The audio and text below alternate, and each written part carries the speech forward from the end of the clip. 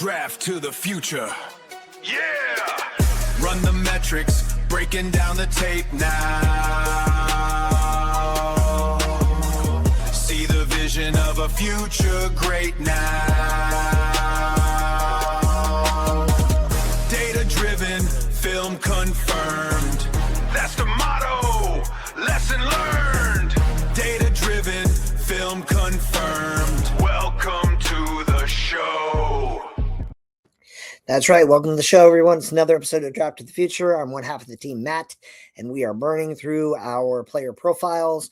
Ryan chose 16, I chose 16, and we are doing individual episodes where we highlight each prospect, what we think they do well, what we want to see them clean up, and then we're going to follow them through the whole season and give them as much attention and evaluation as we can, and just kind of let you guys know whether they're rising or falling. And why that's interesting is his name is Melkart Abou Jaoude. Melkart Abou Jaoude. And I mean, he's playing for North Carolina. They didn't have like a great season, but I mean, this guy's a problem when he flips the switch.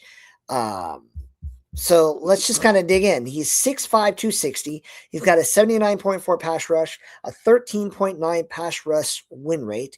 He's got a 73.8 run defense grade, 42 pressures, 12 sacks, 11.1 missed tackle rate.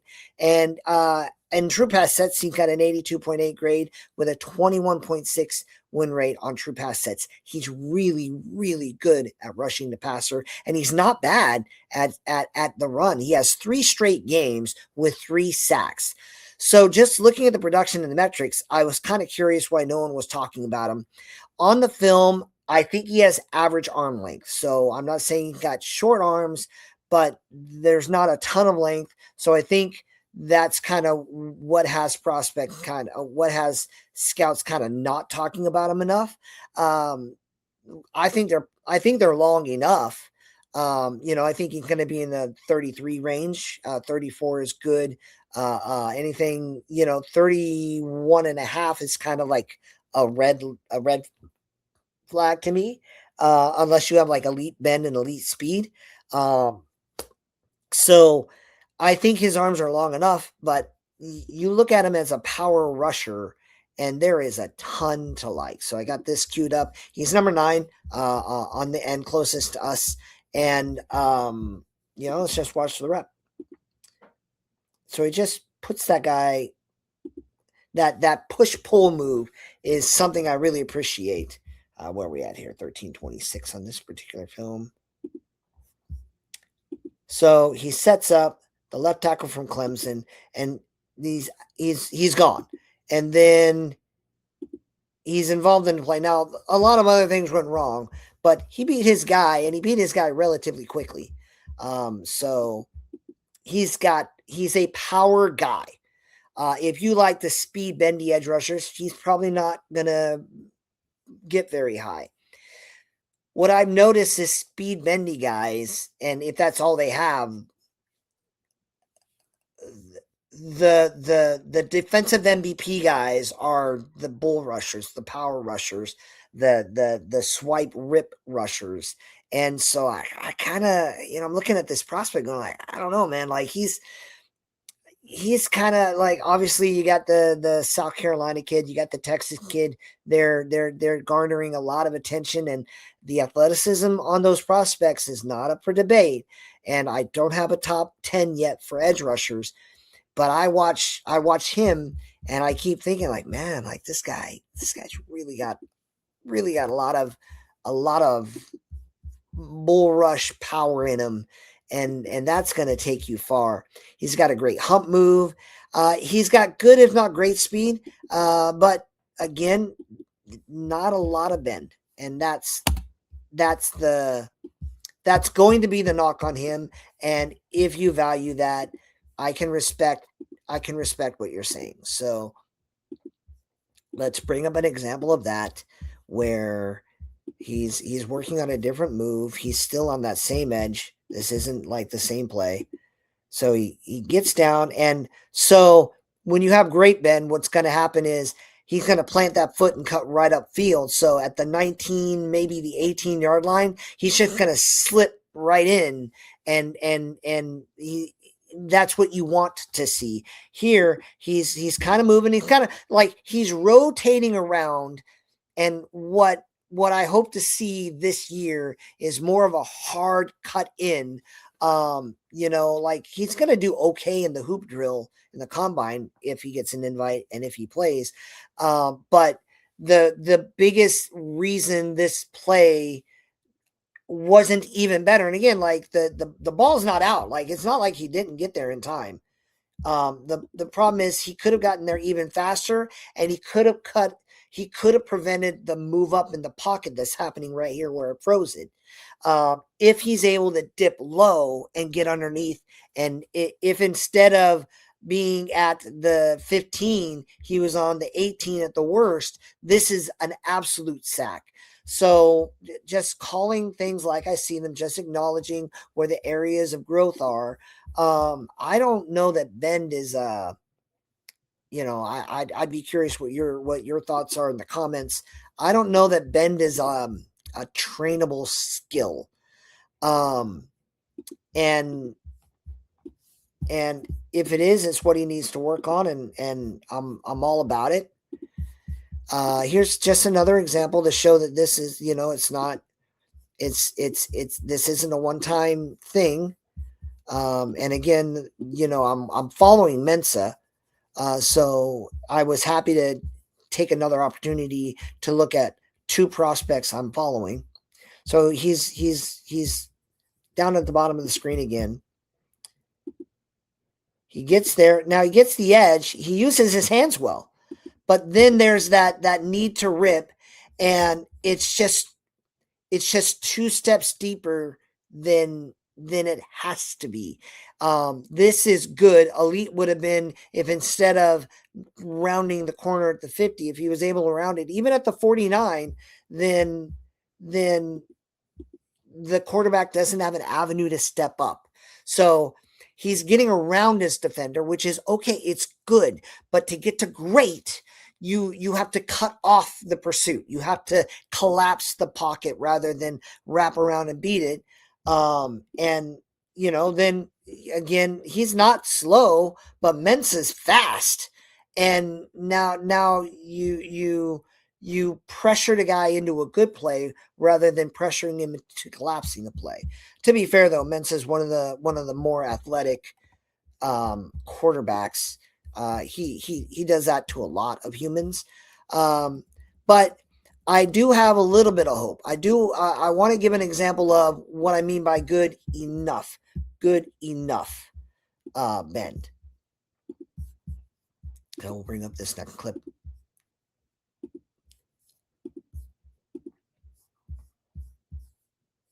All right, this is a game against Virginia. This might have been one of the 3 sack games. I don't have them all memorized. So again, he's at the bottom of the screen, usually is. All right, so here he's standing up his guy big and tall.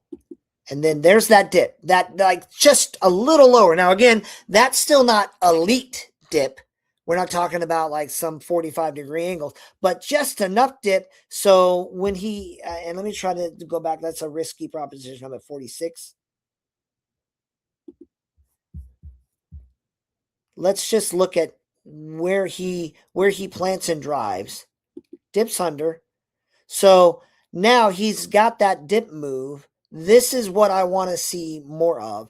And he should be cutting up the field, attacking this direction, attacking, at more of an angle rather than looping around. So, you want to see him driving at the 23, 24. There it is. It's still more of a looping. But he got the dip. He gets the sack. It's a good play. You got a sack. The dip was there that time, but not the plant and collapse. And again, you to be fair to him, and if this is something you feel where we're at 49, let's go to 46. If he's honestly,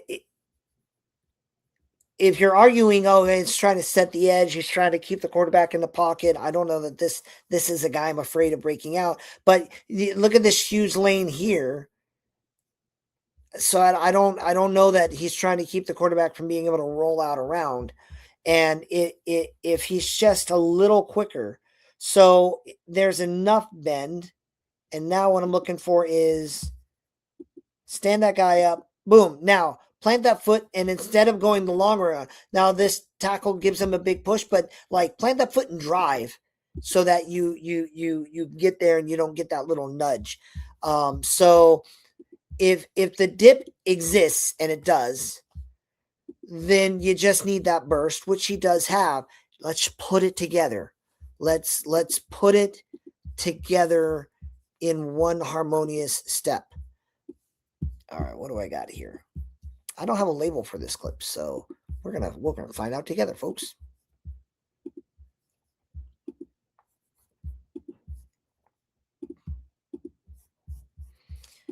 All right. As always, well, I don't know that he's always at the bottom, but that's usually where he is. Let's see what he does here.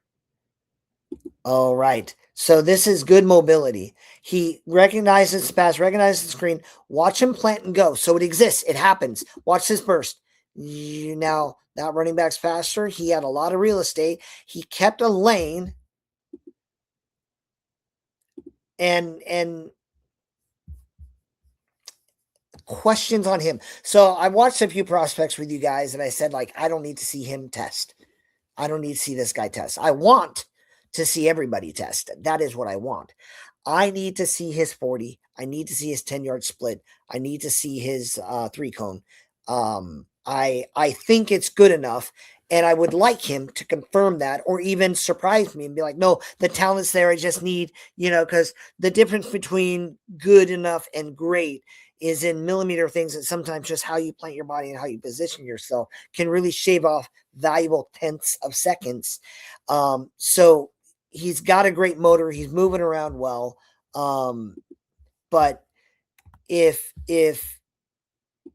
you're lower on him, it's because you have athletic questions, and I cannot argue. I cannot argue with him.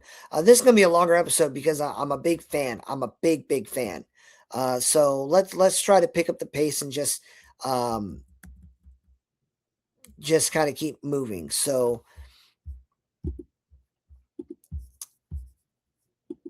we're going to try to roll through these clips because there are a number. I might have gone a little far with this, but I did.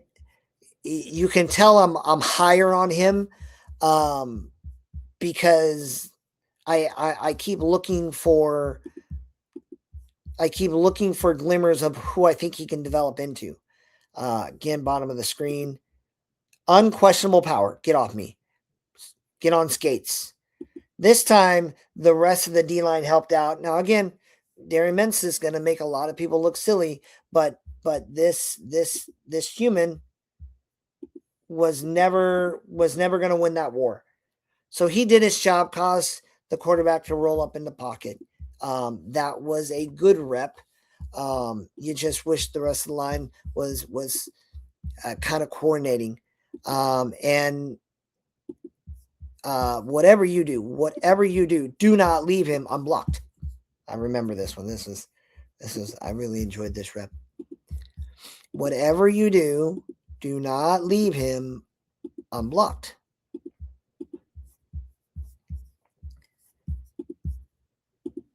He just shoop. This time he came from the top of the screen. He's actually at the top.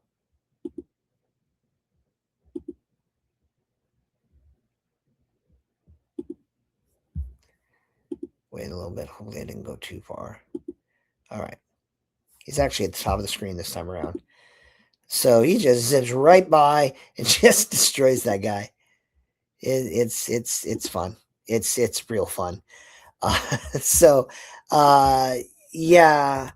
If you think, oh well, he's on the backside of the play, we don't need he may not be as athletic as you would want, but he is absolutely more athletic than you think he is. I promise you that much. So we're gonna go here. Bring this guy up. And again, this is there are a couple of these guys. We got normally my scripts for these things are a little more than a page. This one's 2 full pages because there's a lot to like. I think he's at the top of the screen this time again. All right. Power, speed, close. I do love it when he comes inside. I like him on tackle and stunts because that's what I think when he's at his best. He sets something up, and again, you can't make that kind of a quick move and not be athletic enough. So that's an example of the type of play. Like kind of, man, I want to take him in the first round. I mean, I'll take him for cheap. I'll take him in the second or even third round and feel like I got a steal.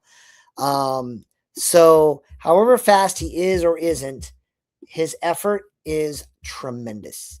And that matters to me. That is something I enjoy. So we're going to kind of come in mid-play here in this one. He is away from this screen pass. And I've seen a lot of people just kind of pull up, but he, like even now, here, this is what I want you to see from this. This guy's going down. The play's already made. He's still charging. He's not operating under the, because if the guy spins out and makes some great play, he's there for it. So we're looking at someone who's not going to stop playing until the play is over. I've seen a lot of other guys stop right there and be like, oh, that guy got the tackle, and then he looks kind of clownish if that guy makes a play. He's still barreling toward the ball carrier, even when that ball carrier is in someone else's grasp. So if someone makes a big play, he's going to find a way. He's going to find a way around. Now, again, you can accuse him of being athletically limited. He's not a top 10 guy. That much I know. I think he's a first rounder though, man. I think it's a first rounder. Bottom of the screen this time around. The quarterback helps out. He holds the ball for too long, but watch him work. 1, 2, gets around, little an up bend, and that's kind of what I need to see. I'm not sure what all that gobbledygook is. I think it's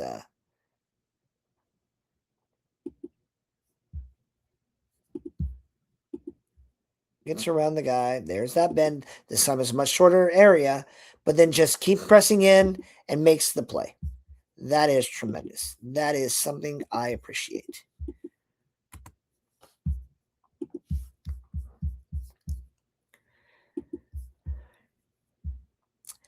Now, I just want to highlight the motor again because the motor is my favorite part. So let's take a look at the example of how relentless he is. So mid snap,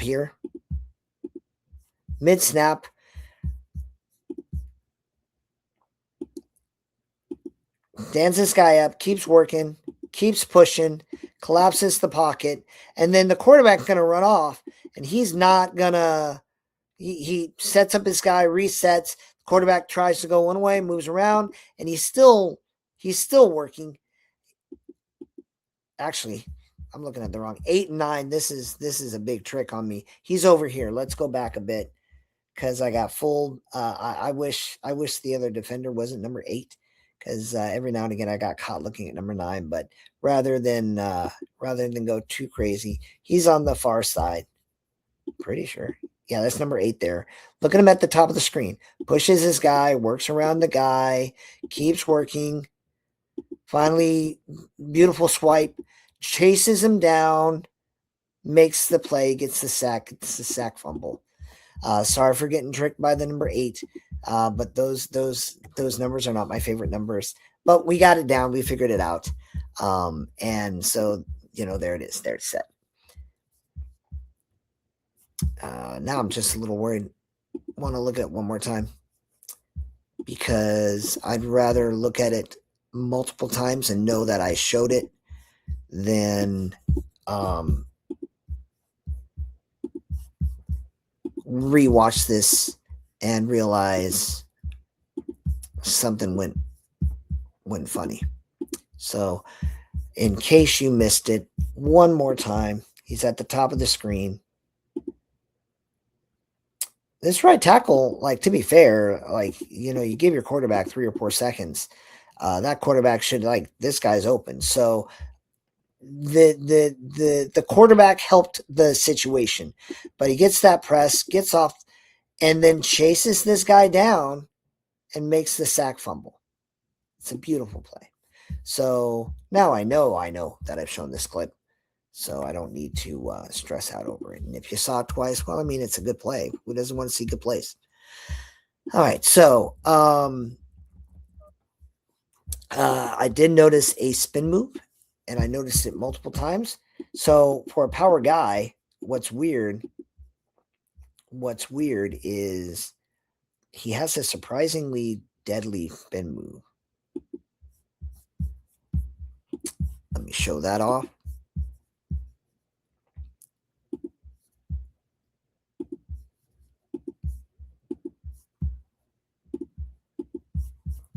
All right.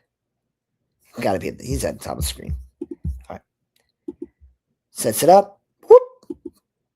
Right into Darian Mensah. Oh, I mean, he didn't make the play. Mensah got the ball out quickly. That is one of Mensah's strengths. And I know that it's past the numbers. If you saw the other video, it's not at the boundary, and it wasn't that deep route that I'm looking for. But again, like, Mensah's got a lot of potential. But that spin move was it was pretty. It was pretty.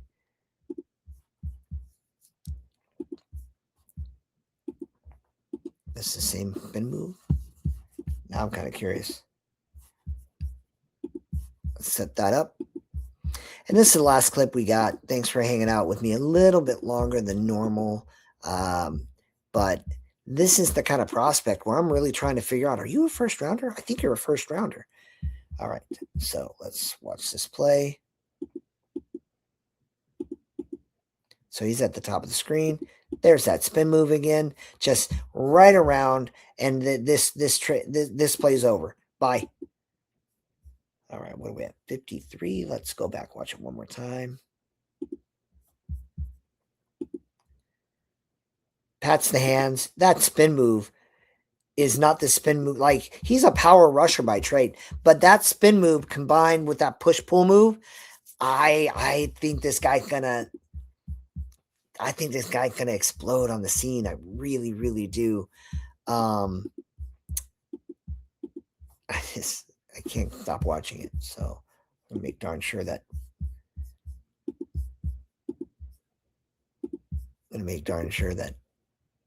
it's there. Top of the screen. Zoop. Blam. That guy's down. That's